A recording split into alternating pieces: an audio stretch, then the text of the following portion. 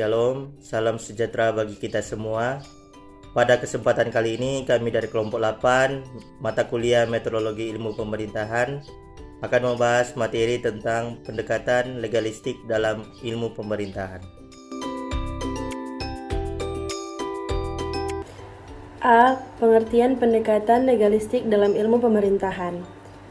Pendekatan legalistik adalah salah satu cara untuk melihat gejala dan peristiwa dari sudut pandang aturan-aturan formal. Hal tersebut sekaligus menjadi ciri yang membedakan ilmu pemerintahan dari ilmu-ilmu sosial lainnya. Pendekatan legalistik dalam ilmu pemerintahan membahas tentang berbagai aspek yang berkaitan dengan hukum dan peraturan dalam konteks pemerintahan dan politik. Ciri-ciri pendekatan legalistik. Ciri-ciri pendekatan legalistik dalam mempelajari ilmu pemerintahan adalah sebagai berikut.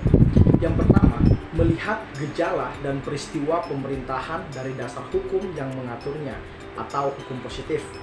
Yang kedua, berdasarkan hukum positif dilakukan dengan melihat proses perbuatannya, isinya maupun pelaksanaannya. Dan yang ketiga, dalam melakukan analisis ilmu pemerintahan banyak meminjam teori ilmu hukum dan ilmu kebijakan publik. Pendekatan legalistik untuk menganalisis gejala dan peristiwa pemerintahan.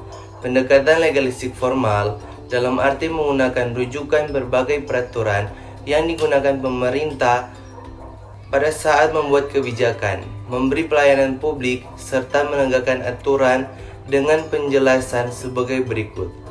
Dari dalam tulisan Anderson menyatakan kebijakan publik adalah apa yang dilakukan atau tidak dilakukan oleh pemerintah. Menurut Anderson, kebijakan publik adalah arah tindakan yang bertujuan yang diikuti oleh satu atau satuan aktor di dalam mengatasi suatu masalah atau suatu yang menjadi perhatian publik. Batasan ini setidaknya menggambarkan bahwa kebijakan publik melibatkan para aktor dalam tindakan yang bertujuan untuk memecahkan masalah publik. D. Keuntungan dan kerugian dari pendekatan legalistik dalam ilmu pemerintahan. Keuntungan yang pertama, teori ini menekankan pada perlunya menjaga keseimbangan antara hak-hak individu dan kepentingan publik.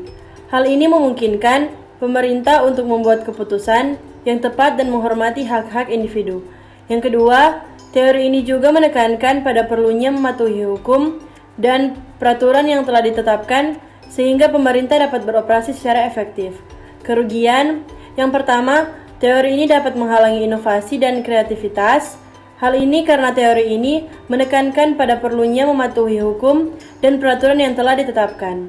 Yang kedua, teori ini juga dapat menghalangi proses pengambilan keputusan yang cepat karena proses pengambilan keputusan yang kompleks seringkali diperlukan untuk mematuhi hukum dan peraturan. Pendekatan legalistik memiliki beberapa manfaat dalam ilmu pemerintahan, antara lain memberikan landasan hukum yang kuat dengan memahami hukum dan peraturan yang mengatur tata cara pelaksanaan pemerintahan dan kebijakan publik. Suatu negara dapat menjalankan tugas-tugasnya dengan lebih efektif dan efisien. 2. Menjamin keadilan dan kepastian hukum.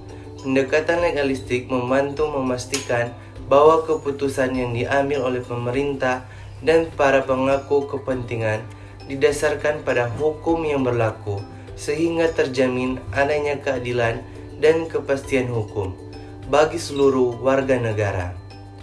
3. Membantu mengidentifikasi masalah dan solusi yang terkait dengan hukum.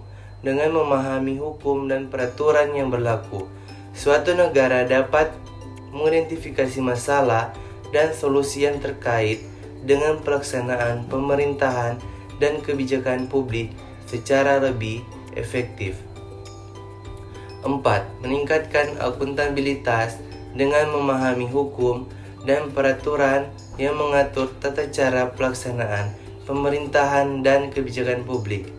Para pemangku kepentingan dapat diidentifikasi dan dipertanggungjawabkan atas tindakan mereka. Pengaruh pendekatan legalistik dalam ilmu pemerintahan. pendekatan legalistik memiliki pengaruh yang signifikan dalam ilmu pemerintahan. Antara lain, yang pertama meningkatkan pemahaman tentang hukum dan kebijakan publik. Dengan menerapkan pendekatan legalistik, para peneliti dan praktisi pemerintahan dapat memahami lebih dalam tentang hukum dan peraturan yang mengatur tata cara pelaksanaan pemerintahan dan kebijakan publik. Hal ini dapat membantu mereka dalam memahami masalah yang terkait dengan implementasi hukum dan kebijakan publik serta menemukan solusi yang tepat.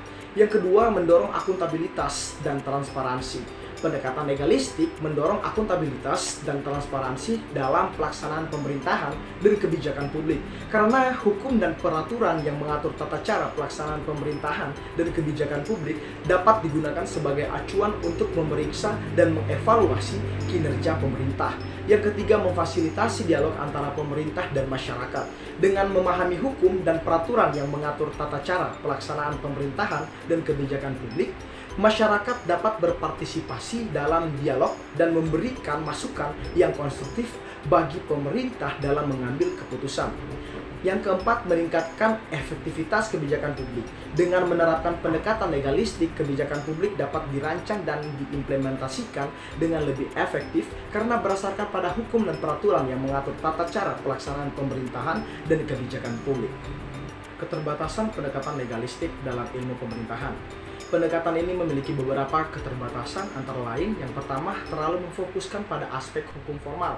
Pendekatan legalistik cenderung hanya mempertimbangkan aspek hukum formal dan teknis dalam pemerintahan, sehingga tidak mempertimbangkan faktor-faktor non-hukum yang dapat mempengaruhi kebijakan publik. Yang kedua, tidak mempertimbangkan konteks sosial dan politik. Keterbatasan lain dari pendekatan legalistik adalah bahwa ia cenderung tidak mempertimbangkan konteks sosial dan politik yang mempengaruhi pembentukan dan pelaksanaan kebijakan publik.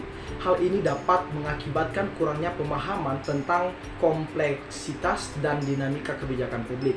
Yang ketiga, terlalu formalistik. Pendekatan legalistik juga cenderung terlalu formalistik dalam pengajiannya sehingga hanya mempertimbangkan aspek hukum secara teknis dan formal tanpa memperhatikan aspek praktis dan pengalaman di lapangan. Yang keempat, dalam mengatasi keterbatasan tersebut, ilmu pemerintahan dapat memanfaatkan berbagai pendekatan lain seperti pendekatan interdisipliner dan pendekatan kritis.